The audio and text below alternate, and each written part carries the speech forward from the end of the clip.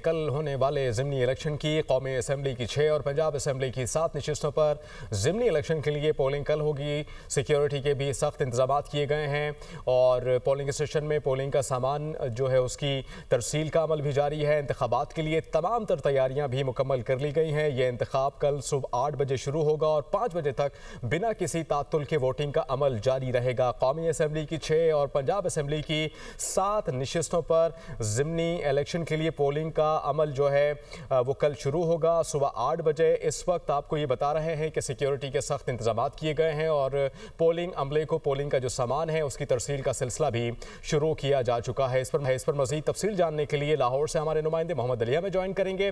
फैसलाबाद की सूरत हाल हमें बताएंगे जुल्करनैन ताहिर। सबसे पहले मैं लाहौर की सूरत हाल जान लेता हूँ जहाँ से हमें मोहम्मद अली अपडेट करेंगे। मोहम्मद अली, आप किस हल्के के किस मकाम पर मौजूद हैं और वहाँ सूरत हाल क्या है, सिक्योरिटी के कैसे इंतजाम किए गए हैं, अपडेट कीजिएगा।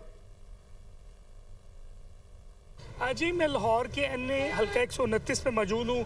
समनाबाद का इलाका है। यहाँ पे जो कुल वोटर्स की तादाद है 5,58,364 है। मर्द वोटर्स की तादाद 2,90,000 के करीब बनती है। इसी तरह ख़वातीन वोटर्स भी जो उनसे 2,70,000 के करीब इनकी टोटल तादाद बनती है। हल्के में पोलिंग के लिए 334 पोलिंग स्टेशन बनाए जा रहे हैं, जबकि 1045 पोलिंग बूथ कायम किए गए हैं।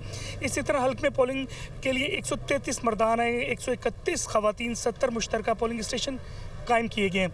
एन 129 में अराई, जट, राजपूत, कश्मीरी और सैयद बरादरी, शेख बरादरी भी इस इलाके में बहुत ज़्यादा है। और इसी तरह मुस्लिम नून से अगर बात की जाए तो हाफिज़ मियाँ नुमान है, PTI के अरसलान अहमद और आज़ाद में उम्मीदवार बजाज खान नियाजी जो उनसे हैं वो कल मद्दे मुकाबिल होंगे।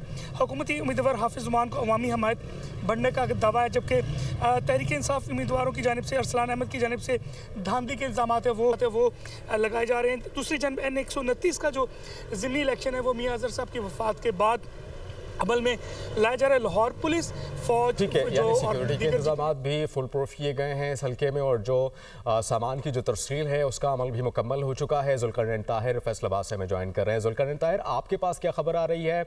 उस हल्के में जो निज़ाम है सिक्योरिटी का वो कैसा है और क्या इंतजाम किए गए हैं? जी बिल्कुल, हल्के में पूरी तरह से पुलिस मुतहरिक है। पुलिस की सिक्योरिटी जो है वो तैनात है। पुलिस मुलाजमीन न सिर्फ पोलिंग स्टेशन बल्कि RO दफातर के बाहर और RO दफातर के अंदर भी हैं। हम इस वक्त मौजूद हैं हल्का NA 104 के RO दफ्तर के बाहर और यहाँ से पोलिंग से मुतल्लिका जितना भी सामान है वो रिटर्निंग अफसरान के हवाले किया गया है। रिटर्निंग अफसरान ने पुलिस सिक्योरिटी में वो सामान जो है वो पोलिंग स्टेशन तक पहुँचाया है।